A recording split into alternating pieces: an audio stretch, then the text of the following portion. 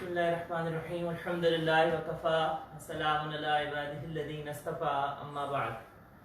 آج ہمارے اس درس کا آغاز ہو رہا ہے اور رمضان المبارک کی مناسبت سے جیسا کہ عنوان ہے ہمارا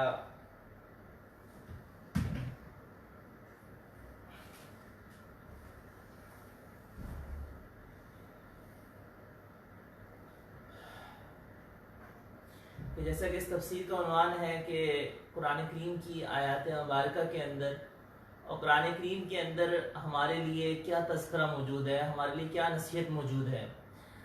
قرآن کریم ایک ازلی کتاب ہے، یہ اللہ کا کلام ہے اور اللہ کا کلام ازلی ہے۔ قرآن کریم محض پچھلے قوموں کے لیے واقعہ ایسا نہیں بیان کرتا کہ وہ کوئی محض پچھلی قوموں کا کوئی واقعہ ہو، بلکہ یہ ایک عالمگیر کتاب ہے، ہر انسان کے لیے، ہر زمانے کے لیے ہے، ہر زمانے میں ہر انسان کے لیے یہ کتاب ہدایت ہے۔ اللہ جل شانہ نے اس کو ذکر للعالمین ارشاد فرمایا، تمام جہانوں کے لیے نصیحت ارشاد فرمایا، اور ساتھ ہی یہ ارشاد فرمایا کہ لقد انزلنا الیکم کتابا فیہ ذکرکم، کہ ہم تمہاری طرف ایک ایسی کتاب اتارے ہیں کہ فیہ ذکرکم، کہ اس میں تمہارے لیے اپنا تذکرہ موجود ہے۔ آج کے اس درس کے اندر ہم یہ دیکھیں گے کہ یہ جو 20 روزہ کورس ہے، اس کے اندر قرآن کریم کی سورہ طٰہٰ کو منتخب کیا گیا ہے کہ سورہ طٰہٰ کا درس جو ہے وہ ان 20 دنوں کے اندر ہوگا، اور ہم دیکھیں گے کہ سورہ طٰہٰ جو ہے وہ آج کے اس زمانے کے اندر جو ہمارے پر احوال بحیثیت مسلم امہ کے چل رہے ہیں، کس طرح سے سورہ طٰہٰ ہماری رہنمائی کر رہی ہے، اور سورہ طٰہٰ کے اندر کس طرح سے ہمارے لیے نصیحت کی چیزیں اور تذکرہ موجود ہے۔ اس کی ترتیب یہ ہوگی کہ اس وقت ابتدا میں تلاوت کروں گا، اور تلاوت کرنے کے بعد اس تلاوت کے اندر جو استعمال ہونے والے الفاظ ہیں جو کہ اردو میں بھی مستعمل ہیں، تھوڑا سا ان الفاظ کو دیکھیں گے تاکہ تھوڑا سا ترجمے سے شناسائی ہمیں حاصل ہو جائے، اور اس کے بعد جس وقت ہم ان الفاظ کو دیکھ لیں گے تو اس کے بعد سب سے پہلے یہ عاجز مختصر تفسیر عرض کرے گا، اور مختصر تفسیر عرض کرنے کے بعد پھر نکات اور نکات کے تحت ہم دیکھیں گے کہ ان آیات میں ہمارے لیے کیا نصیحت اور کیا تذکرہ موجود ہے۔ بسم اللہ ابتدا کرتے ہیں۔ اعوذ باللہ من الشیطان الرجیم، بسم اللہ الرحمن الرحیم۔ طٰہٰ ما انزلنا علیک القرآن لتشقى الا تذکرۃ لمن یخشی تنزیلا ممن خلق الارض والسماوات العلی الرحمن علی العرش استوى له ما في السماوات وما في الارض وما بینہما وما تحت الثری وَإِن تَجْهَرْ بِالْقَوْلِ فَإِنَّهُ يَعْلَمُ السِّرَّ وَأَخْفَى اللَّهُ لَا إِلَٰهَ إِلَّا هُوَ لَهُ الْأَسْمَاءُ الْحُسْنَى۔ صدق اللہ العظیم۔ سورہ طٰہٰ مکی سورت ہے، اور اس سورت کے حوالے سے دو واقعات عرض کرنا چاہوں گا، اور اس سورت کا ایک جس طرح سے قرآن کریم کے اندر اللہ جل شانہ جب کسی سورت کو اتارتے ہیں تو سورت کی جو اتارنے کی ترتیب ہوتی ہے وہ اور ہوتی ہے، اور سورت کو لکھنے کی ترتیب اور ہوتی ہے۔ قرآن کریم کی یہ سورہ طٰہٰ یہ ابتدائی سورتوں میں سے ہے، اور 44واں نمبر نزول کے لحاظ سے اس کا ہے، مکی صورت ہے، اور یہی وہ صورت ہے کہ جس کے حوالے سے سیرت کی کتابوں کے اندر یہ واقعہ لکھا ہوا ہے کہ حضرت عمر فاروق رضی اللہ تعالیٰ عنہ نے ارادہ کیا اپنی نبی کرم علیہ السلام کو نعوذ باللہ شہید کرنے کا، اور اس کو تو بھی مسلمان نہیں ہوئے تھے، تلوار لے کے نکلے۔ کسی نے راستے میں کہا کہاں جا رہے ہو، کہا کہ اپنے ارادے کا تذکرہ کیا، کہا کہ آگے تو بعد میں جانا، پہلے اپنے بہن کی اور اپنے بہنوئی کی خبر لو، وہ مسلمان ہو چکے ہیں۔ یہ غصے میں گئے اپنی بہن کے ہاں، دروازہ کھٹکھٹایا تو اندر سے تلاوت کی آواز آ رہی تھی۔ بہن نے دیکھا کہ عمر دروازے پہ آئے ہیں، تو بہن نے قرآن کریم چھپا لیا، اور اس وقت روایات میں یہ ہے کہ ان کی جو ہمشیرہ تھی وہ قرآن کریم کی یہی سورت تلاوت کر رہی تھی۔ صحابی رسول ان کو تعلیم دینے کے لیے ان کو اور ان کے خاوند کو آئے ہوئے تھے، سعید رضی اللہ تعالیٰ عنہ۔ جس وقت عمر فاروق رضی اللہ تعالیٰ عنہ نے پوچھا کہ کیا پڑھے تھے، پہلے تو بہن نے چھپایا۔ جب وہ عمر فاروق رضی اللہ تعالیٰ عنہ نے بہن کو مارنا شروع کیا، بہنوئی آ گیا ہے، ان کو بھی مارنا شروع کر دیا، تو جب غصہ تھوڑا ٹھنڈا ہوا تو پوچھا کہ تم کیا پڑھ رہی تھی؟ تو بہن نے انکار کیا کہ نہیں، ہم تمہیں نہیں بتا سکتے، تمہارا جسم ناپاک ہے، تم نہیں اس کو ہاتھ لگا سکتے۔ اللہ کے نبی کرم علیہ السلام کی ایک روز قبل دعا تھی، آپ علیہ السلام نے اس سے ایک روز قبل یہ دعا فرمائی تھی کہ اللہ اسلام کی مدد فرما، اسلام کی مدد فرما، ابو جہل یا عمر رضی اللہ تعالیٰ عنہ ان دونوں میں سے کسی ایک کو اسلام کی توفیق دے کر۔ تو اللہ کے نبی کرم علیہ السلام کی دعا قبول ہوئی۔ حضرت عمر فاروق رضی اللہ تعالیٰ عنہ کی ہدایت کا سبب بننا تھا۔ بہن نے پہلے تو ہچکچائی اور پھر اس کے بعد انہوں نے قرآن کریم کی یہ آیت جو ہے وہ سورت ان کے سامنے رکھی۔ سعید رضی اللہ تعالیٰ عنہ انہوں نے تلاوت، انہوں نے کہا مجھے کچھ پڑھ کے سناؤ، تو یہ سورۃ طٰہٰ کی تلاوت حضرت عمر فاروق رضی اللہ تعالیٰ عنہ کے سامنے کی گئی تھی، اور جس وقت اس کا ابتدائی پہلا رکوع حضرت عمر فاروق رضی اللہ تعالیٰ عنہ نے سنا تو ان کی دل کی دنیا بدل گئی، اور جس وقت ان کی دل کی دنیا بدل گئی تو اس وقت انہوں نے اسلام قبول کرنے کا فیصلہ کر لیا۔ نبی اکرم علیہ السلام کی خدمت اقدس میں حاضر ہوئے، اسلام قبول کیا اور خلیفۃ الرسول علیہ السلام بن گئے، اور وہ فضیلت حاصل کی کہ سارے صحابہ کرام رضوان اللہ علیہم اجمعین میں سیدنا صدیق اکبر رضی اللہ تعالیٰ عنہ کے بعد سب سے افضل ہستی بن گئے۔ تو سورۃ طٰہٰ کے اندر اللہ جل شانہ نے بنیادی طور پر جو واقعہ بیان کیا ہے وہ حضرت موسیٰ علیہ السلام کا واقعہ ہے۔ قرآن کریم کے اندر دو صورتیں ہیں کہ جن میں کسی نبی کا واقعہ بہت تفصیل سے بیان کیا گیا ہے، دیگر امور بھی کچھ بیان کیے گئے ہیں۔ مثلا سورہ یوسف کے اندر سب سے تفصیل سے حضرت یوسف علیہ السلام کا واقعہ بیان کیا، کچھ اور آیات بھی ہیں ان کے واقعے کے علاوہ۔ اسی طرح سے سورۃ طٰہٰ یہ وہ سورت ہے کہ اس میں حضرت موسیٰ علیہ السلام کا واقعہ سب سے زیادہ تفصیل سے بیان کیا گیا ہے۔ دیگر مقامات پہ بھی سورہ حضرت موسیٰ علیہ السلام کا کئی جگہوں پہ تذکرہ فرمایا گیا، سورہ قصص میں فرمایا گیا، اور بھی کئی صورتوں میں ارشاد فرمایا گیا، لیکن یہ صورت ایسی ہے کہ اس کے اندر سب سے تفصیل سے حضرت موسیٰ علیہ السلام کا واقعہ مذکور ہے۔ ہم آغاز کرتے ہیں ان الفاظ کا جو کہ اردو میں مستعمل ہیں۔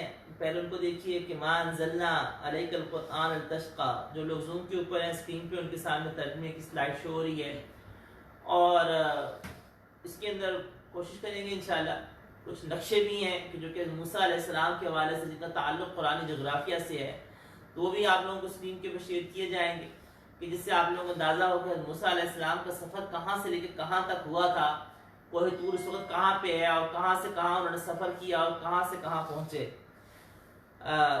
ما انزلنا علیک القرآن لتشقی، انزلنا نازل کرنے سے ہے، اردو میں ہمارے انزلنا کا لفظ استعمال ہوتا ہے۔ اسی طرح دیکھیے گا کہ قرآن کا لفظ قرآن ہمارے اردو میں بھی مستعمل ہے۔ تذکرہ نصیحت کو کہتے ہیں، لمن یخشا، یخشا خشیت سے ہے۔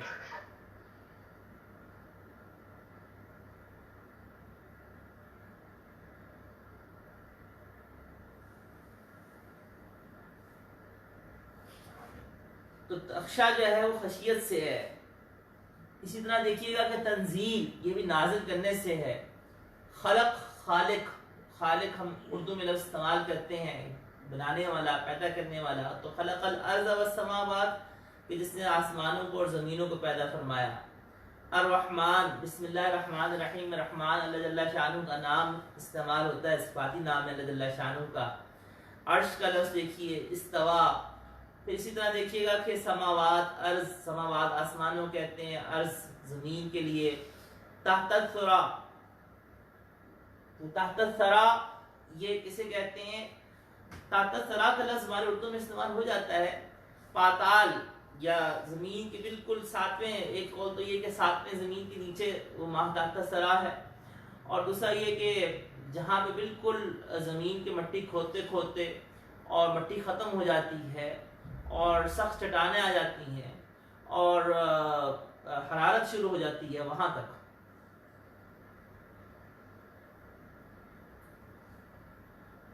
یعلم السر واخفا، اور تجہر بالقول، تجہر جہر سے، جہر جہری نماز ہم استعمال کرتے ہیں اردو میں، اور جہر اونچی آواز میں بولنے کو کہتے ہیں۔ قول کا لفظ ہمارے اردو میں استعمال ہوتا ہے بات کے معنی میں۔ ترجمہ دیکھیے گا، سنیے گا کہ مان طٰہٰ ما انزلنا علیک القرآن لتشقی، کہ اے حبیب علیہ السلام ہم نے نہیں نازل کیا آپ پر یہ قرآن لتشقی، کہ آپ مشقت میں مبتلا ہو جائیں، الا تذکرۃ لمن یخشی، اور اس قرآن کو ہم نے اتارا ہے مگر اس شخص کے لیے جو ڈرے، نصیحت کے طور پہ اتارا ہے اس شخص کے لیے، لمن یخشی خشیت سے ہے کہ جو ڈرے۔ تنزیلا ممن خلق الارض والسماوات العلی، یہ اتارا گیا ہے اس اللہ کی طرف سے، اس ہستی کی طرف سے کہ ممن خلق الارض والسماوات العلی، کہ جس نے آسمانوں کو اور بلند آسمانوں کو پیدا کیا۔ الرحمن، وہ ہستی کون ہے؟ اس کا تعارف اللہ جل شانہ ارشاد فرما رہے ہیں کہ الرحمن، کہ وہ ہستی رحمان ہے، علی العرش استویٰ، کہ وہ عرش کے اوپر جو ہے وہ جلوہ افروز ہوئے، یعنی وہ جلوہ افروز ہے اور اللہ جل شانہ کا حکم اس پہ غالب ہے۔ لہو ما فی السماوات ما فی الارض، اسی کے لیے آسمانوں میں جو کچھ ہے اور جو کچھ زمینوں میں ہے، وما بینہما، اور جو کچھ ان کے درمیان ہے، وما تحت الثری، اور جو اس گیلی مٹی کے نیچے ہے۔ وَإِن تَجْهَرْ بِالْقَوْلِ، کہ اگر آپ اونچی آواز سے بات کرو تو ان تجہر بالقول، اگر اونچی آواز سے آپ بات کو کہیں تو فَإِنَّهُ يَعْلَمُ السِّرَّ وَأَخْفَى، تو اللہ جل شانہ چپکے سے کہی ہوئی بات کو اور سب سے زیادہ چھپائی ہوئی بات کو وہ جانتا ہے۔ اللہ لا الہ الا ہو، اللہ کے سوا کوئی معبود نہیں، لہ الاسماء الحسنی، اسی کے لیے اچھے اچھے نام ہیں۔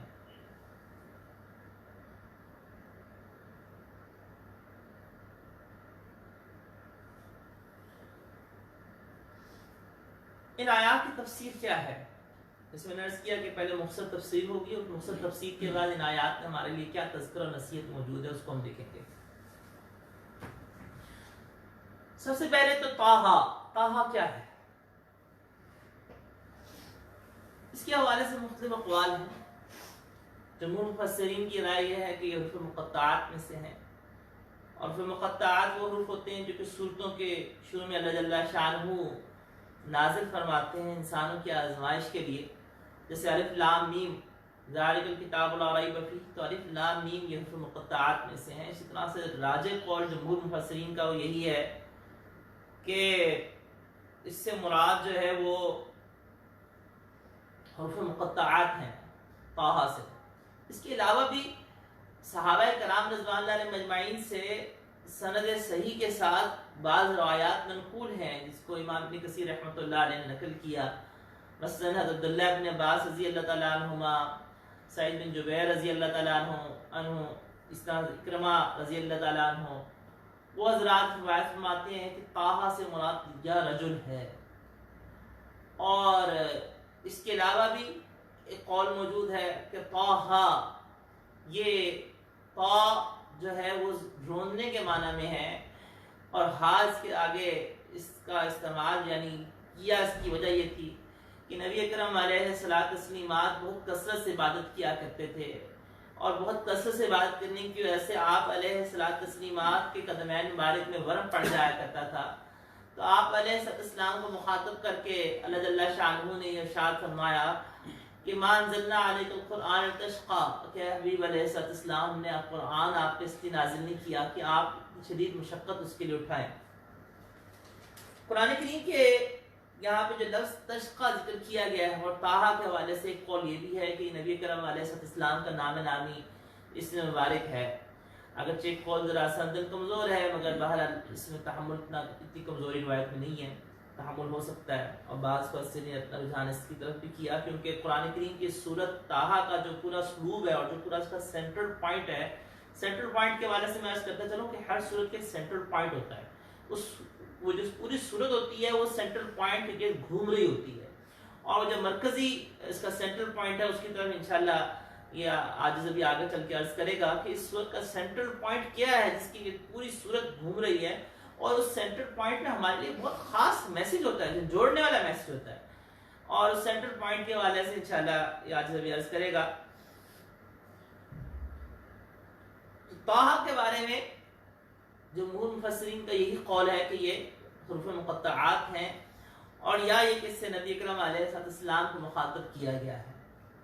ما انزلنا علیک القرآن لتشقى، ہم نے آپ پہ قرآن نازل نہیں کیا۔ اب تشقى کا کیا معنی ہے؟ تشقى کے 3 معنی ہیں، اور ان تینوں معنوں کا تعلق ہماری زندگیوں کے ساتھ ہے، انشاءاللہ نکات میں عرض کرتا ہوں، ابھی مختصر تفصیل سن لیجئے۔ سب سے پہلے تشقى کا مطلب ہے مشقت، کہ اے حبیب علیہ السلام ہم نے آپ پہ قرآن اس لیے نازل نہیں کیا کہ آپ مشقت میں پڑ جائیں، یعنی بہت زیادہ اللہ جل شانہ کی عبادت کے اندر، جیسا کہ آپ علیہ السلام کے بارے میں حدیث مبارکہ میں آتا ہے کہ آپ علیہ السلام بہت کثرت سے عبادت کیا کرتے تھے۔ ام المومنین سیدہ صدیقہ رضی اللہ تعالیٰ نے فرمایا کہ یا رسول اللہ آپ کو قدمین مبارک میں ورم پڑ جاتے ہیں کھڑے کھڑے، تو آپ تو بخشے بخشائے ہیں، سید الانبیاء ہیں، امام الانبیاء ہیں، وجہ تخلیق کائنات ہے مفہوم روایت کا مقابلہ سے۔ تو آپ علیہ السلام نے ارشاد فرمایا کہ افلا اکون عبدا شکورا، کیا میں اللہ کا شکر گزار بندہ نہ بنوں، اور میں اللہ جل شانہ کی شکر گزاری کے اندر اس طرح سے کثرت سے عبادت کیا کرتا ہوں۔ اللہ نے اپنے حبیب علیہ السلام کی طرف یہ وحی کو نازل کیا کہ اے حبیب علیہ السلام آپ اس اپنے آپ کو اتنی مشقت میں نہ ڈالیے، اور یہ ایسا ہی تھا جیسا کہ اللہ جل شانہ نے قرآن کریم کی دوسری جگہ پہ ارشاد فرمایا کہ یرید اللہ بکم اليسر، اللہ تمہارے لیے آسانی چاہتا ہے، ولا یرید بکم العسر، اللہ تمہارے لیے تنگی نہیں چاہتا۔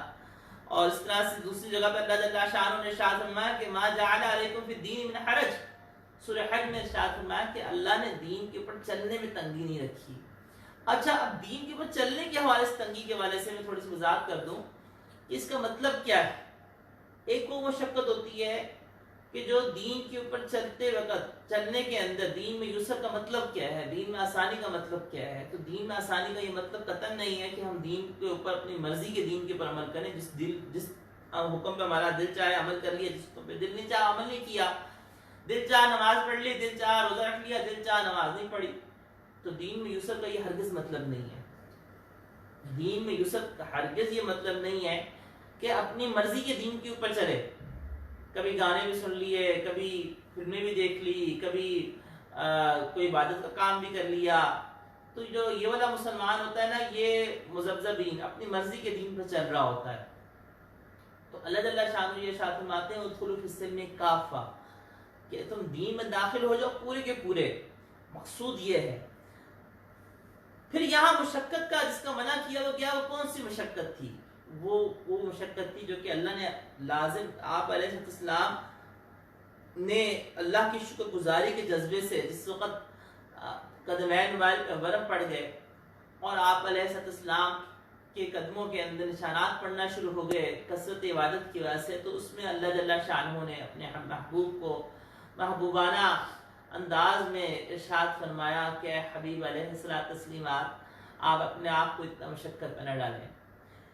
دوسرا معنی اس کا کیا ہے کہ نبی کرم علیہ السلام کو بہت شدت سے غم تھا اس بات کا کہ یہ کفار اور تمام دنیا کے جو غیر مسلم ہیں یہ سب کے سب مسلمان ہو جائیں۔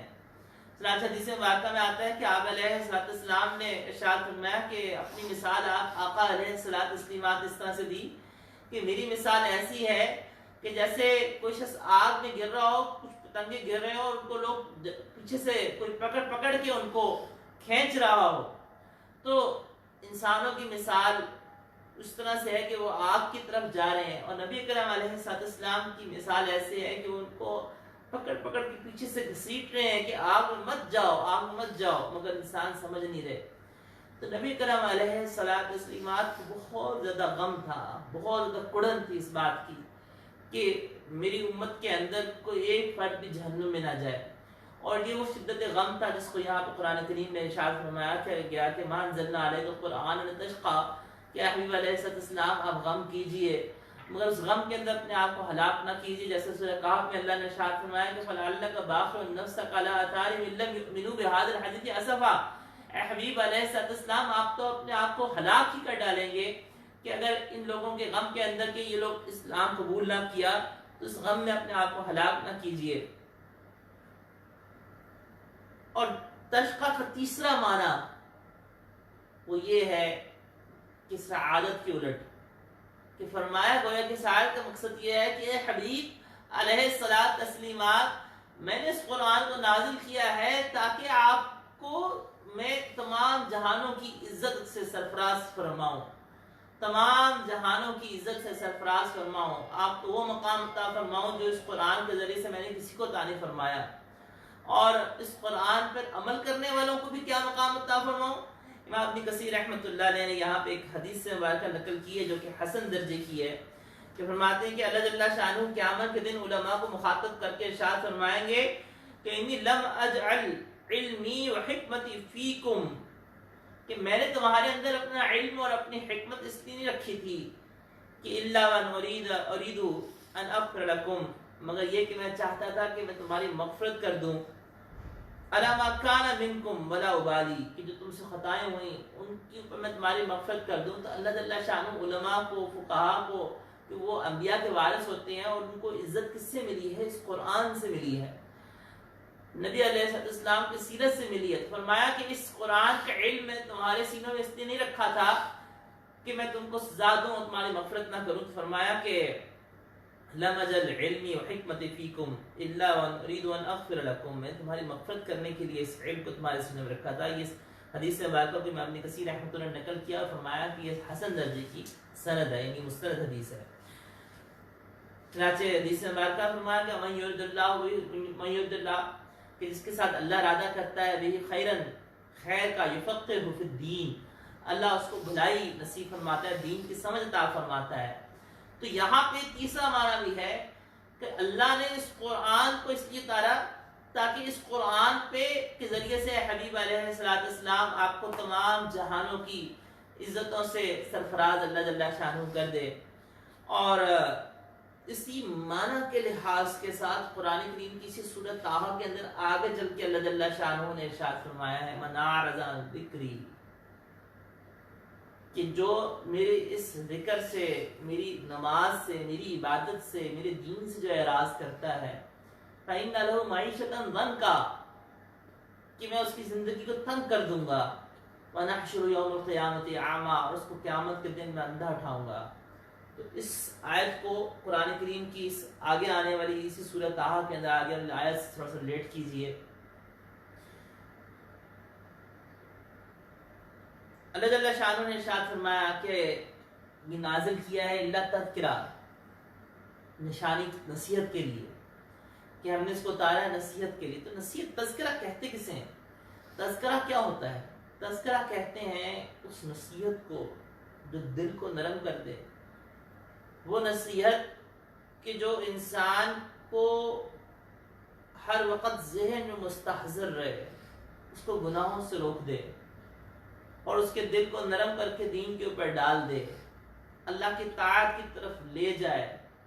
اللہ جل شانہ نے یہاں پہ یہ تذکرہ نہیں فرمایا کہ ہم نے قرآن کو نازل کیا ہے اللہ تعلیماً، نے ارشاد فرمایا، یہ نہیں ارشاد فرمایا کہ ہم نے قرآن کو سکھانے کے لیے۔ یاد رکھیے ایک ہوتا ہے علم اور ایک ہوتا ہے عمل۔ اللہ نے یہاں پہ ارشاد فرمایا ہے کہ ان ھذہ تذکرہ، یہ نصیحت ہے۔ تو تذکرہ میں اور علم میں فرق ہے۔ علم پر اگر عمل نہ ہو تو وہ علم باعث وبال بن جاتا ہے. اگر علم ہے مگر عمل نہیں ہے، اور علم پر عمل ہے تو یہ عمل ہے تذکرہ جو دل کو نرم کر دے، جو آخرت کی فکر پیدا کرے، جو اللہ جل شانہ کے قریب لے جانے کا ذریعہ بن جائے، وہ ہے تذکرہ. اللہ جل شانہ نے یہ ارشاد فرمایا کہ ہم نے اس قرآن کو اتارا ہے نصیحت کے لیے کہ تم اس سے عبرت حاصل کرو. تم اس میں عبرت کسے کہتے ہیں؟ اس کا ترجمہ ہم عبرت بھی کر سکتے ہیں، نصیحت بھی کر سکتے ہیں. تو عبرت کسے کہتے ہیں؟ عبرت کہتے ہیں کسی واقعے کے اندر اس کے اسباب پر غور و فکر کرنا کہ یہ واقعہ کیوں پیش آیا تھا، اور جو اسباب اس واقعے کے اندر تھے ان اسباب کو اپنے اندر دیکھنا، کہیں ہمارے اندر کے اسباب تو نہیں ہے. جیسے اللہ جل شانہ سورہ حشر میں ارشاد فرمایا فَاعْتَبِرُوا يَا أُولِي الْأَبْصَارِ کہ اے بصیرت والو تم عبرت حاصل کرو. تو وہاں پہ عبرت کا جو اللہ جل شانہ تذکرہ فرمایا، تو عبرت سے مراد وہاں پہ کیا ہے کہ اس بنو نذیر کے واقعے کے اندر تم بھی غور کرو، کہیں وہ اسباب تم پہ تمہاری زندگیوں میں تو نہیں پائے جا رہے، کہیں تم بھی ان اسباب کو تو نہیں اختیار کر رہے، اور ان اسباب کو اختیار کر کے تم تو کہیں گمراہی کی طرف تو نہیں جا رہے.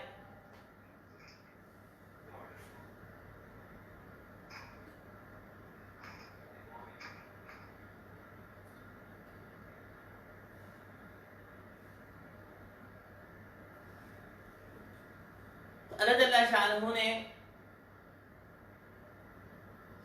قرآن کریم کے اندر یہاں پہ جب تذکرہ کا ارشاد فرمایا اور نصیحت کے حوالے سے ارشاد فرمایا کہ ہم نے اس کو نصیحت بنایا ہے لمن یخشا، اس شخص کے لیے کہ جو خشیت اختیار کرے. یہ وہ مفہوم ہے جو قرآن کریم کے اندر دوسرے جگہوں پہ بھی ارشاد فرمایا، اور جیسے اللہ جل شانہ نے ارشاد فرمایا قرآن کریم کے دوسرے مقام پہ فذکر بالقرآن من یخاف وعید، کہ آپ اس قرآن کے ذریعے سے اس شخص کو ڈرائیے کہ من یخاف وعید، کہ جو خوف محسوس کرتا ہے اللہ کا. اسی طرح سے ارشاد فرمایا کہ انما تنذر من اتبع ذکر، کہ آپ اس سے ڈرائیں من اتبع ذکر، جو ذکر کی پیروی کرتا ہے، وخشی الرحمن، جو رحمان سے خشیت کرتا ہے. اچھا، اب یہاں پہ ایک طالب علمانہ سوال پیدا ہوتا ہے. اللہ تعالیٰ شانہ نے تو یہاں پہ یہ ارشاد فرمایا کہ نصیحت اس کے لیے ہے کہ جو خشیت رکھتا ہے، جبکہ اللہ جل شانہ قرآن کریم میں دوسری جگہ یہ بھی ارشاد فرمایا کہ انہ الا ذکر للعالمین، یہ تو تمام جہانوں کے لیے رحمت ہے. من شاء منکم ان یستقیم، جو چاہے وہ اس پہ چلنا چاہے وہ چل سکتا ہے. تمام جہانوں کے لیے ہدایت ہے، کتاب ہدایت ہے. یہاں پہ اللہ جل شانہ ارشاد فرما رہے ہیں کہ تذکرۃ لمن یخشی، یہ نصیحت اس کے لیے کہ جو خشیت اختیار کرتا ہے. اس کا مطلب کیا ہے؟ اس کا مطلب یہ ہے کہ قرآن کریم کا ایک ہے عمومی فائدہ، ایک ہے عمومی ہدایت. تو قرآن کریم عمومی کتاب ہدایت تمام انسانوں کے لیے ہے، جس کو اللہ جل شانہ نے ارشاد فرمایا کہ انہ الا ذکر للعالمین، تمام جہانوں کے لیے نصیحت ہے. اور دوسرا قرآن کریم کا ایک خاص اس سے نفع حاصل کرنا، اس کے علوم کی گہرائی، اس کے رسوخ تک گہرائی، اس کو اللہ جل شانہ نے جوڑا. اور قرآن کریم سے خاص فائدہ بحیثیت عمل کے حاصل کرنا، تو اس کو اللہ جل شانہ نے جوڑا تقوی کے ساتھ. جیسے قرآن کریم کے شروع میں ارشاد فرمایا کہ ذالک الکتاب لا ریب فیہ ھدی للمتقین، تو متقین کا جو تذکرہ وہاں پہ ارشاد فرمایا، تو متقین تو پہلے ہی ہدایت کے اوپر ہیں. تو وہاں پہ جو ہدایت ہے وہ ترقی ہدایت ہے، وہ اللہ کا وہ قرب کے وہ خاص مقامات ہیں جو کہ تقوی سے حاصل ہوں گے، جو خشیت سے حاصل ہوں گے. جیسے اللہ نے ارشاد فرمایا کہ انما یخشی اللہ من عباد العلماء، تو اللہ جل شانہ کی جو خشیت ہے وہ اللہ جل شانہ جوڑی ہے اپنے علم سے. اور اللہ جل شانہ کے اندر جتنا انسان کے اندر علم آئے گا اتنی خشیت پیدا ہوگی. اور ظاہری بات ہے کہ ایک وہ شخص ہے جو قرآن کریم سے جس کے دل میں خشیت نہیں ہے، وہ بھی قرآن کریم سے استفادہ کرے گا، وہ بھی قرآن کریم سے ہدایت پہ آئے گا. مگر جو شخص قرآن کریم پہ عمل جب اختیار کرنا شروع کرے گا تو اللہ جل شانہ اس کے لیے اور بڑھاتے چلے جائیں گے، اس کے لیے اور نصیحت کو بڑھاتے چلے جائیں گے. یہ معنی ہے تذکرۃ لمن یخشی کا. تنزیلا ممن خلق الارض والسماوات العلی، کہ اللہ جل شانہ نے ارشاد فرمایا کہ ہم نے اس قرآن کو نازل کیا ہے اور اس ہستے نازل کیا ہے کہ جس نے آسمانوں کو اور زمینوں کو پیدا فرمایا، اور جو کچھ زمینوں میں اور آسمانوں میں ہے وہ سب کچھ اللہ کے لیے. رحمان اور العرش استوى، رحمان اللہ جل شانہ نے یہاں پہ اپنی صفت رحمان کو ذکر کیا. اللہ نے یہاں پہ یہ نہیں کیا کہ اللہ علی العرش استوى، اللہ نے یہاں پہ اپنی صفت خاصہ رحمان کو ذکر کیا. تو رحمان کسے کہتے ہیں؟ رحمان اس ہستی کو کہتے ہیں کہ جو اپنوں کو بھی عطا کرتی ہے اور اس کو بھی عطا کرتی ہے اسی طرح سے کہ جو اس کا دشمن ہے. تو اللہ وہ واحد ہستی ہے کہ جو اپنے ماننے والوں کو بھی رزق دیتا ہے، اور جو اپنے منکر کو، جو اللہ کے دشمن ہے، جو اللہ کو برا بھلا کہتے ہیں، جو اللہ کو نہیں مانتے، جو اللہ کو سجدہ نہیں کرتے، اللہ کے نبی علیہ السلام کو نہیں مانتے، ایمان نہیں لاتے، کفار ہیں، داہریے ہیں، اللہ ان کو بھی رزق عطا فرماتا ہے. اللہ ان کو رزق دینے میں کوئی کمی نہیں کرتا. اللہ جل شانہ ان کی بھی تکالیف کو دور کرتا ہے، ان کا بھی خیال کرتا ہے. پوری کائنات میں صرف اللہ ہی وہ ہستی ہے جو رحمان کی صفت سے متصف ہے کہ جو اپنوں کو بھی نوازتا ہے، غیروں کو بھی نوازتا ہے. اور رحیم اس ذات کو کہتے ہیں کہ جو اپنوں کو عطا کرتا ہے، اپنوں کو عنایات خاصہ سے نوازتا ہے. تو اللہ رحمان بھی ہے، رحیم بھی ہے. صفت رحمانیت کا مظہر دنیا میں ہے کہ اللہ دنیا میں کفار کو بھی دیتا ہے، اللہ دنیا کے اندر اہل ایمان کو بھی دیتا ہے. اور صفت رحیم کا مظہر، صفت رحیم کا اظہار قیامت کے دن ہوگا کہ اللہ صرف اہل ایمان کو آخر کی نعمتوں سے نوازیں گے، کفار کو نہیں ملے گا کچھ بھی. اللہ جل شانہ یہاں پہ عرش کے اوپر جو جلوہ افروز ہونے کا تذکرہ فرمایا، تو عرش کیا ہے؟ عرش اللہ کی مخلوق ہے. اور یہ بات ذہن میں رکھیے کہ اللہ جل شانہ جگہ سے ماورا ہے، یعنی اللہ جل شانہ کسی خاص جگہ اللہ کے لیے ثابت نہیں ہے کہ ہم یہ کہیں کہ اللہ اس خاص جگہ کے لیے ہے، ایسی بات نہیں ہے. اللہ جل شانہ کی ہستی جگہ سے، زمانے سے، مکان سے، کسی خاص کیفیت سے سب سے ماورا ہے. ہماری جو محدود عقلیں ہیں وہ تصور نہیں کر سکتی، وہ نہیں پا سکتی کہ اللہ کی حقیقت کو. ہمارے لیے صرف اتنا ہی ایمان لانا ہے جو کہ اللہ نے بیان فرمایا کہ اللہ وہ خالق اور مالک ہے، زمین اور آسمان کا پالنے والا ہے. عرش پہ جلوہ افروز ہونے کا مطلب کیا ہے؟ کہ اللہ کا حکم غالب ہے عرش کے اوپر.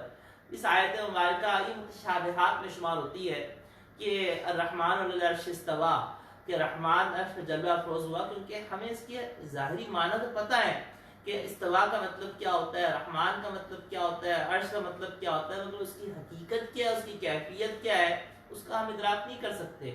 اس لیے اس کے بارے میں ہم کیا کریں گے؟ اس کے بارے میں ہم یہ ہے کہ ہم اس کو اللہ کے سپرد کریں گے کہ اللہ ہم ان آیات مبارکہ پہ ایمان لاتے ہیں، یہ آیت مبارکہ بالکل برحق ہے، مگر اے اللہ اس کی جو صحیح کیفیت ہے وہ آپ ہی کے علم میں ہے کہ آپ عرش پہ جلوہ افروز کے ہونے کا کیا مطلب ہے، اس کا حقیقی علم آپ ہی کے پاس ہے. جیسے حروف مقطعات بھی متشابہات میں سے ہوتے ہیں. تو الرحمن علی العرش استویٰ کی حقیقی کیفیت جو ہے وہ آپ ہی کے علم میں ہے. البتہ ہم نے اپنے ناقص عقلوں کو سمجھانے کے لیے ہم کا ترجمہ یہ بیان کرتے ہیں کہ العرش استویٰ کا مطلب ہے کہ اللہ کا حکم تمام کائنات پر غالب ہے، کہ وہ ہستی ہے کیونکہ اللہ کے عرش نے ہر شے کو گھیرا ہوا ہے، اور جس ذات کا حکم عرش پہ بھی غالب ہے تو گویا کہ وہ تمام کائنات پہ اس کا حکم غالب ہے. ایسے جیسے کہا جاتا ہے کہ فلاں ملک کا بادشاہ، مثال دینے کے لیے سمجھا رہا ہوں، لیسا کمثلہ شیء، اللہ کی مثال، اللہ کو ہم کسی مثال سے نہیں سمجھا سکتے. کہ جیسے ہم کہتے ہیں کہ فلاں شہر پہ فلاں حکمران ہے، یا فلاں شخص فلاں ملک کے اوپر حکمران ہے، تو اس کا مطلب یہ نہیں ہوتا کہ وہ اس پورے ملک کے اوپر وہ سچی مچی کا بیٹھا ہوا ہے، بلکہ اس کا مطلب کیا ہوتا ہے کہ اس بادشاہ کا کہنے کا کہ فلاں ملک کا حکمران فلاں بادشاہ ہے کہ اس کا حکم چلتا ہے اس ملک کے اوپر. بالکل اس طرح سے اللہ جل شانہ نے ارشاد فرمایا کہ الرحمن علی العرش استویٰ، کہ اللہ کا حکم عرش پہ، اور عرش جو کہ تمام کائنات کو گھیرے ہوئے ہے، تو گویا کہ تمام کائنات پہ اللہ کا حکم غالب ہے. ارشاد فرمایا کہ لہو ما فی السماوات ما فی الارض ما بینہما ما تحت الثری، کہ جو کچھ آسمانوں میں اور جو کچھ زمینوں میں، جو کچھ ان کے درمیان میں ہے، اور جو ساتوں زمینوں کے نیچے بھی ہے، وہ سب کچھ اللہ ہی کے لیے ہے. اللہ ہی کا اس پہ حکم جاری ہوتا ہے. اور وَإِن تَجْهَرْ بِالْقَوْلِ، یہاں تک کہ میں بات گفتگو کر رہا ہوں، آیت نمبر 6 تک روک رہا ہوں، اور آیت نمبر 6 سے آگے ہم کریں گے. اب میں نکات کی طرف آنے لگا ہوں، یہ مختصر تفصیل عرض کی تھی، اب ہم نکات کی طرف آتے ہیں اور نکات کی طرف دیکھتے ہیں کہ ان آیات میں ہمارے لیے کیا کیا تذکرہ موجود ہے. سب سے پہلے طٰہٰ، حروف مقطعات، اگر اس کو حروف مقطعات لیا جائے تو پھر اس پہ ہمارے لیے کیا تذکرہ موجود ہے. نمبر 1، اللہ جل شانہ نے حروف مقطعات کو کیوں اتارا، ہماری آزمائش کے لیے. ہماری آزمائش کیا ہے کہ دیکھیں چھوٹے بچے کو اگر کہا جاتا ہے نا کہ بچے آپ نے اس کمرے کے اندر داخل نہیں ہونا، تو بچوں کی کیا عادت ہوتی ہے کہ وہ آپ نے جس چیز سے ان کو منع کیا ہے انہوں نے وہ کام الٹا کرنا ہوتا ہے. جس چیز سے آپ بچوں کو کہیں نا کہ بچے یہ کام نہیں کرنا، تو بچے کے اندر نا اسی وقت اس کے اندر کیوریوسٹی پیدا ہو جاتی ہے کہ نہیں میں نے اس کام کو کرنا ہے، اور وہ نہ الٹا اسے نہیں بھی کرنا ہوتا. جب آپ نے منع کر دیتے ہیں تو اس کو خام میں ہوتا ہے کہ اچھا میں اس کو کر کے دیکھوں یہ کیا ہوتا ہے. تو آپ یہ سمجھیں کہ انسان کی نیچر ہے اس طرح سے کہ انسان کو جس چیز سے منع کیا جاتا ہے وہ اس پہ حریص ہوتا ہے. اسی لیے عربی کا مقولہ ہے کہ الانسان حریص فیما منع، انسان جو ہوتا ہے حریص ہوتا ہے اس چیز میں جس سے اس کو منع کیا جاتا ہے، اس سے روکا جاتا ہے. تو اللہ جل شانہ نے متشابہات میں غور کرنے سے ہمیں روکا ہے. اللہ جل شانہ نے ارشاد فرمایا قرآن کریم کی آیات دو طرح کی محکمات، سورہ آل عمران میں ارشاد فرمایا کہ آیات محکمات نہیں ہیں، متشابہات ہیں. متشابہات میں غور و فکر کرنے سے ہمیں روکا گیا، متشابہات میں غور و فکر نہ کرو. کہ اللہ جل شانہ متشابہات کو اتارا کیوں؟ آزمائش کے لیے. اللہ جل شانہ کی آزمائش دو طرح کی ہے. اہل علم کے لیے آزمائش کس طرح سی ہے کہ وہ اپنے علم کے باوجود اس میں غور و فکر کرنے سے رک جائیں. وہ کر سکتے ہیں لیکن ان کے لیے غور و فکر کر سکتے ہیں، ان کے لیے لائن کھینچے گی تم نے اس لائن سے آگے نہیں جانا. ان کی آزمائش کرنے کے باوجود اس سے رکنا ہے. اور جو لا علم ہے ان کی آزمائش کیا ہے؟ ان کی آزمائش بچے کی سی ہے کہ اس کو روک دیا گیا ہے، اب اس کو ہو رہا ہے کہ اچھا میں اس کو جانوں، اس کو دیکھوں، اس کا کیا مطلب ہے، اس کا کیا مطلب ہے. تو یہ آزمائش، ایک تو یہ نقطہ ہو گیا، اس میں ہماری آزمائش. دوسرا نقطہ کیا ہے؟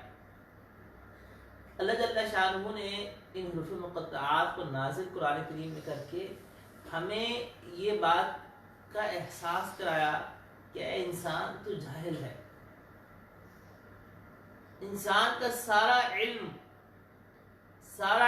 دھرا کا دھرا رہ جاتا ہے، ساری ذہانت دھری کی دھری رہ جاتی ہے.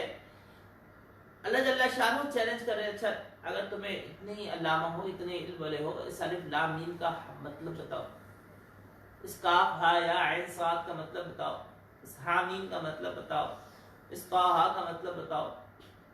تو انسان کا سارا انسان کو اس کی جہالت کا اللہ جل شانہ نے ان مقطعات سے احساس کرایا کہ انسان تیرے پاس کچھ بھی علم نہیں ہے. اور حقیقت بھی یہی ہے، سبحانک لا علم لنا الا ما علمتنا، کہ انسان کے پاس کچھ بھی علم نہیں ہے الا ما علمتنا، مگر جو اللہ کھول دے. تیسرا نقطہ کہ اللہ جل شانہ نے پورے مشرکین مکہ کو اور تمام ان لوگوں کو جو کہ قرآن کے نہ ماننے والے تھے ان کو ان مقطعات سے چیلنج دیا. کیا کہ دیکھو تم کہتے تھے کہ یہ اللہ کے نبی کرم علیہ السلام کلام کو نعوذ باللہ گھڑ کے لے کر آئے ہیں کہ یہی حروف تہجی ہیں، انہی حروف تہجی کے اندر سے یہ حروف مقطعات ہیں، تم ان حروف مقطعات کا معنی بتا کے دکھا دو. اگر تمہیں یہ دعویٰ ہے کہ اللہ کے نبی علیہ السلام ان حروف تہجی سے اس قرآن کریم کو گھڑ کے لے کر آئے تو انہی حروف تہجی تم ان کا مطلب بتا دو. اللہ نے ان حروف مقطعات کے ذریعے سے تمام کفار کو، تمام مشرکین مکہ کو بھی عاجز کر دیا. صرف 3 حروف الف لام میم. جس ہستی نے 3 حروف کے ذریعے سے تمام انسانیت کو عاجز کر دیا، اس ہستی کی بادشاہت کتنی بڑی ہے، اس کا علم کتنا بڑا ہے. اس نے صرف 2 حروف 3 حروف حامیم، اس کا معنی بتا دو. اندازے تخمین رائے تو کئی علماء نے لکھی، کئی باتیں لکھی، کوئی بھی حتمی نہیں.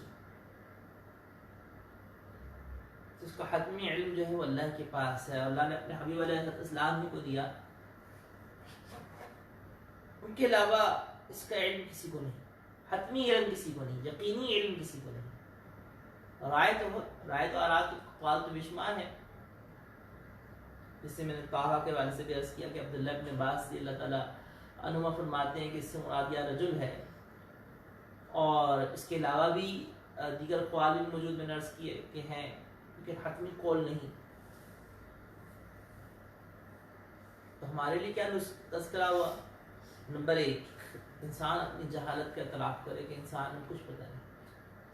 نمبر 2 اس بات کا اعتراف کر لیا انسان کرنے کا یہ بغیر چارہ نہیں کہ یہ اللہ کا کلام ہے، اور یہ کسی بشر کا کلام نہیں، یہ اللہ کا کلام ہے۔ اس کی مثال لانے سے تمام انسان عاجز ہیں۔ اگلا نقطہ کہ یہ الف لام میم کے اندر اللہ نے ہمیں آزمائش کی کہ جن باتوں سے ہم جاننا چاہے انسان غور کر سکتا ہے، لیکن وہاں پہ اللہ نے ہمیں آزمائش کی کہ تم نے نہیں جانا، تو ہر ایک کی آزمائش اس کے حال کی الٹ ہوتی ہے۔ اہل علم کی آزمائش اور ہے، اور وہ لوگ جو کہ اہل علم نہیں ہیں ان کی آزمائش اور ہے، تو ہر ایک کی آزمائش اس کے احوال کے مطابق ہوتی ہے۔ اگلا نقطہ اس سے یہ نکلا، تو ہم میں سے ہر ایک اللہ جل شانہ آزماتے ہیں، اور ہر ایک کی آزمائش اس کی اس ایبلٹی کے اگینسٹ ہوتی ہے، جو وہ کر سکتا ہے اس کے اگینسٹ اس سے آزمایا جا رہا ہوتا ہے۔ ما انزلنا علیک القرآن لتشقی، اس میں نقطہ کیا ہے؟ نمبر 1 نقطہ کہ یہ قرآن عظیم الشان ہے، یہ قرآن عظیم الشان پہ عمل کرنے والا کبھی بھی محروم نہیں ہو سکتا۔ ایسا کبھی نہیں ہو سکتا کہ کوئی شخص قرآن کے ساتھ جڑے اور پھر محروم رہ جائے۔ ایسا کبھی نہیں ہو سکتا کہ کوئی شخص قرآن کے سیکھنے کا ارادہ کرے اور قرآن کو اپنی زندگی میں لے کر آئے اور پھر وہ محروم ہو جائے، جبکہ وہ قرآن اور دین کے اوپر جب جو شخص بھی چلے گا تو وہ دنیا کا بھی سکھ پائے گا اور آخرت کا بھی سکھ پائے گا۔ یاد رکھیے گا، اللہ کے 2 ضابطے ہیں، ایک ضابطہ کفار کے لیے ہے، ایک ضابطہ اہل ایمان کے لیے۔ کفار کے لیے ضابطہ کیا ہے کہ کفار کے لیے دنیا جنت ہے، وہ چاہے اللہ کی نافرمانی کر رہے ہیں، چاہے اللہ کے حکم کو توڑ رہے ہیں، جیسے مرضی زندگی بسر کر رہے ہیں، ان کے لیے دنیا جنت ہے۔ اہل ایمان کے لیے اللہ کا ضابطہ ہو، اہل ایمان اگر دین پہ چلے گا تو اس کو کامیابی ملے گی، اگر یہ دین سے ہٹے گا تو اس کی پٹائی ہوگی۔ اگر یہ دین پہ ایمان تقوی میں چلے گا تو اللہ اس کو محبت نصیب فرمائیں گے۔ ان الذين آمنوا وعملوا الصالحات سيجعل لهم الرحمن ودا، کہ سورہ مریم کے آخر میں ارشاد فرمایا گیا، اس سے پچھلے سورہ مریم ہے کہ فرمایا گیا کہ بے شک وہ لوگ جو کہ ایمان لاتے ہیں، اعمال صالح اختیار کرتے ہیں، ان کے دلوں میں ہم محبت پیدا فرما دیں گے۔ حقیقی محبتیں جو ایمان سے ہیں، اعمال صالح سے جڑی ہوئی ہیں۔ اسی طرح سے ارشاد فرمایا کہ ایمان اور اعمال صالح کے اوپر اللہ جل شانہ نے برکات کا تذکرہ فرمایا کہ ہم زمین و آسمان کی برکات کھول دیں گے اگر یہ بستی والے تقوی کو اختیار کریں۔ تو اللہ جل شانہ کا ایک ضابطہ اہل ایمان کے لیے ہے۔ اس سے پہلا نقطہ کیا نکلا کہ قرآن پہ عمل کرنے والا، دین کو تھامنے والا، وہ کبھی رسوا نہیں ہو سکتا۔ وقتی طور پہ مشقتیں آ سکتی ہیں، وقتی طور کے اوپر تکالیف یا لوگوں کی باتیں سننا پڑ سکتی ہیں، مگر اللہ نے اپنے حبیب علیہ السلام کو تسلی دی۔ فرمایا کہ سورہ حجر کے آخر میں ارشاد فرمایا کہ حبیب ہم جانتے ہیں کہ آپ کا دل ان کی باتوں سے تنگ ہوتا ہے۔ اللہ نے اپنے حبیب علیہ السلام کو اپنی تسبیح کا، اپنا شکر کا، عبادت کا، اور دوسرے سورہ رات کے اندر اللہ جل شانہ نے توکل کا حکم ارشاد فرمایا کہ گویا کہ یہ سارے امور اس غم کو، ان ظاہری باتوں کو دور فرما دیں گے جو کہ دین پہ چلنے میں کرتی ہیں، مگر حقیقی سکون، حقیقی اطمینان اللہ جل شانہ نے ارشاد فرمایا کہ الا بذکر اللہ تطمئن القلوب، کہ اللہ کے دین کے اندر ہی سکون اور اطمینان وابستہ ہے۔ ایسا نہیں ہو سکتا کہ کوئی شخص قرآن کو تھامے اور وہ محروم ہو جائے۔ دوسرا نقطہ کہ ارشاد فرمایا کہ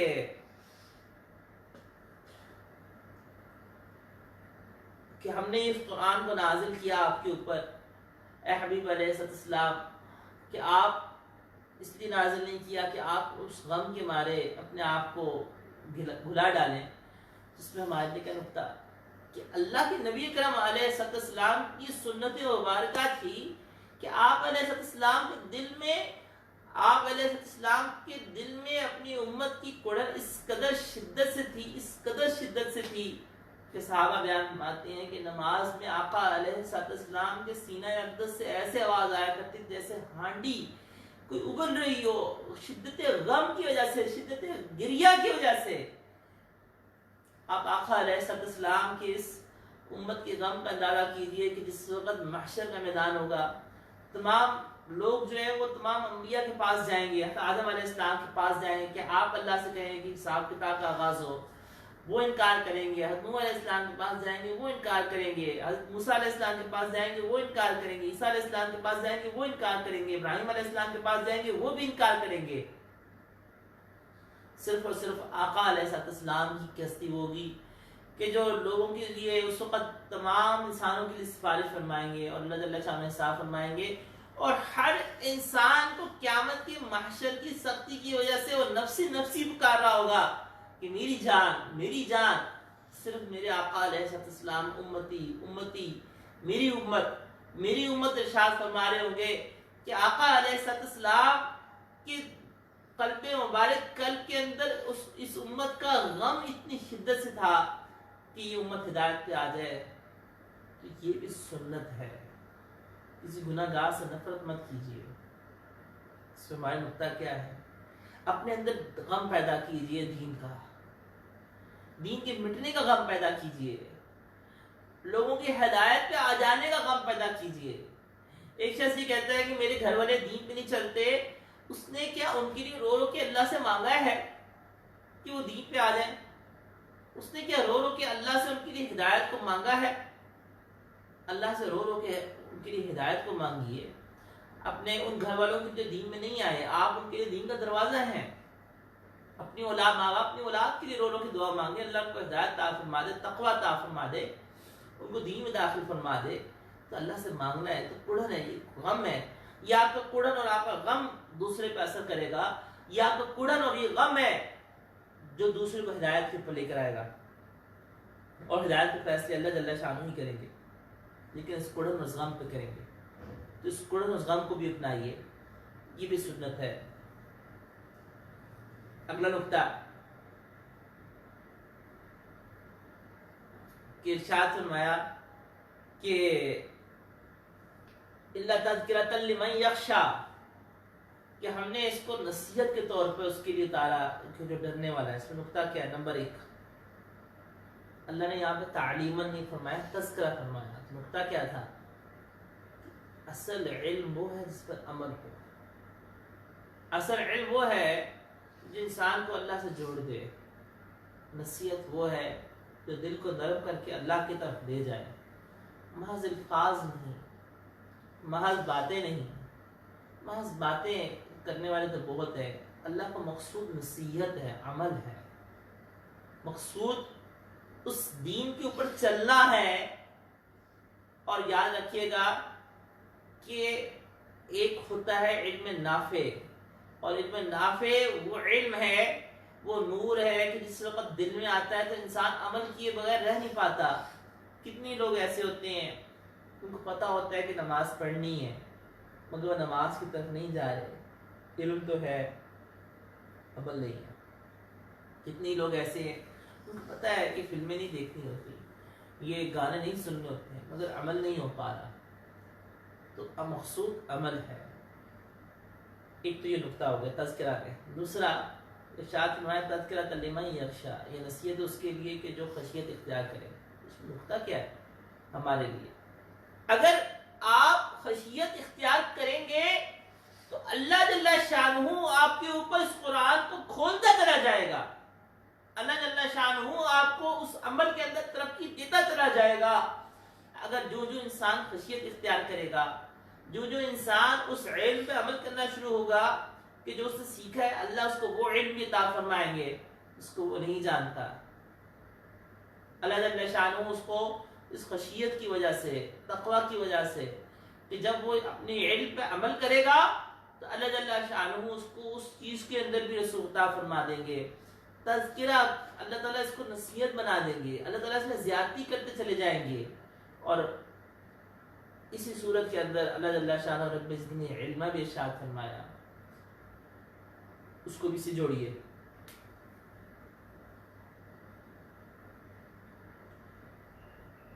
ارشاد فرمایا کہ تنزیلا ممن خلق الارض والسماوات والعلا۔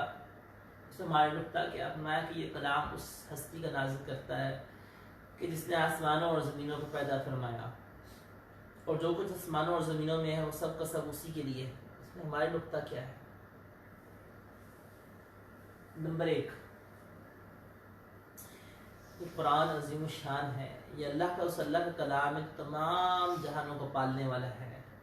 تو جتنی عظیم ہستی اللہ کی، اتنی ہی عظیم اللہ کا قرآن بھی. نمبر 2، اگلا نقطہ، اللہ نے ارشاد فرمایا کہ جو کچھ آسمانوں میں اور زمینوں میں ہے وہ اللہ کے لیے. اس میں ہمارے لیے کا تذکرہ.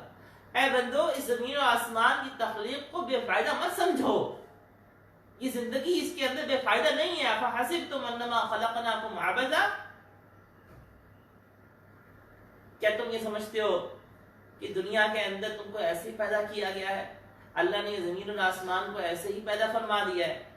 نہیں، اس کو اللہ نے حق کے ساتھ پیدا فرمایا. دوسرے مقام پر ارشاد فرمایا کہ زمین اور آسمان کو جو کچھ ہے اس کو ہم نے حق کے ساتھ پیدا فرمایا. حق کا مطلب کیا ہے؟ زندگی کھیل تماشا نہیں ہے. زندگی کا مقصد کمانا نہیں ہے محض. زندگی کا مقصد محض اچھی نوکری نہیں ہے. زندگی کا مقصد جو ہے محض دنیا کا مقاصد، اچھا بنگلہ حاصل کر لینا، اچھی گاڑی حاصل کر لینا، اچھا سٹیٹس، فیملی سٹیٹس حاصل کر لینا، یہ دنیا کا، زندگی کا مقصد نہیں ہے. اللہ نے زمین و آسمان کو اس سے نہیں پیدا فرمایا،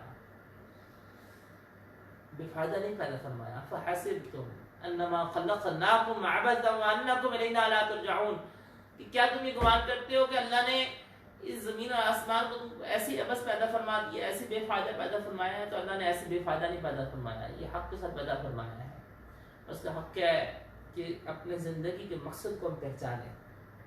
ہم زندگی کہاں گزار رہے ہیں، کہاں جا رہے ہیں، ہماری زندگی کا مقصد کیا ہے، ہم کس لیے ایفرٹس اپنی ساری کر رہے ہیں، آخرت کے لیے یا دنیا کے لیے؟ دنیا کے لیے ضرور ایفرٹ کیجئے، لیکن ضرورت کے طور پر، اس کو مقصد زندگی نہیں بنائیں.